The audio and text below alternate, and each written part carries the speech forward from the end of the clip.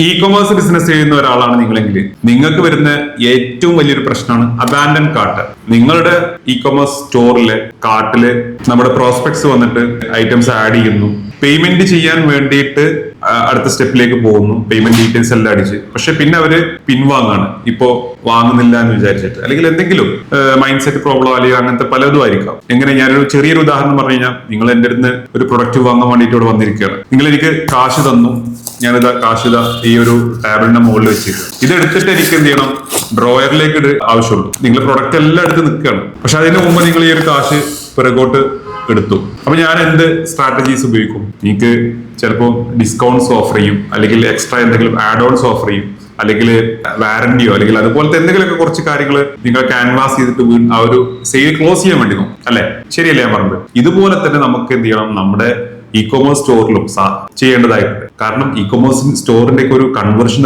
പറഞ്ഞു കഴിഞ്ഞാൽ 2 to 3% ഒക്കെയാണ്. അതിൽ ഇതുപോലെ ഒരു മിക്ക ആളുകൾക്കും ഒരു 70 to 80% അബാൻഡൻ കാർട്ട് വരുന്നുണ്ട്. ഈ അബാൻഡൻ കാർട്ടിനെ നമ്മൾ ഫോളോ അപ്പ് ചെയ്യുക. അതിന് ഏറ്റവും സിമ്പിൾ ആയിട്ട് ഉപയോഗിക്കാൻ പറ്റും നമുക്ക് വാട്സ്ആപ്പ് API പോലുള്ള സംഭവങ്ങൾ നിങ്ങളുടെ ഇ കൊമേഴ്സ് സ്റ്റോറുമായിട്ട് ഇന്റഗ്രേറ്റ് ചെയ്യാം. അവർ ആ ഒരു എക്സിറ്റ് ചെയ്തു പോകുന്ന സമയത്ത് നമ്മൾ എന്ത് ചെയ്യാണ്, ഒരു മെസ്സേജ് ഷൂട്ട് ചെയ്യണം, അല്ലെങ്കിൽ ഒരു ഇമെയിൽ ഷൂട്ട് ചെയ്യണം. അവർക്ക് എക്സ്ട്രാ കൂപ്പൺ കോഡോ അല്ലെങ്കിൽ എക്സ്ട്രാ ബെനിഫിറ്റുകൾ അല്ലെങ്കിൽ ഡിസ്കൗണ്ടുകൾ ഇതുപോലെല്ലാം ഓഫർ ചെയ്തിട്ട് നമുക്ക് എന്താണ്, ഒരു പുതിയൊരു പ്രോസ്പെക്റ്റിനെ തേടി പോകേണ്ടേക്കാൾ എളുപ്പമാണ് ഓൾറെഡി നമ്മളിന്ന് വാങ്ങാൻ ട്രൈ ചെയ്ത ഒരാളെ വീണ്ടും നമ്മൾ ഇതുപോലുള്ള സ്ട്രാറ്റജീസ് ഉപയോഗിച്ചിട്ട് അത് സെയിൽ ക്ലോസ് ചെയ്യുമ്പോൾ. അപ്പോ ഇ കൊമേഴ്സിലുള്ള ആളുകൾ ഇതുപോലുള്ള കാര്യങ്ങൾ, ചെറിയ ചെറിയ കാര്യങ്ങൾ ചെയ്താൽ നിങ്ങൾക്ക് വലിയ റിസൾട്ടുകൾ ഉണ്ടാക്കിയെടുക്കാൻ പറ്റും.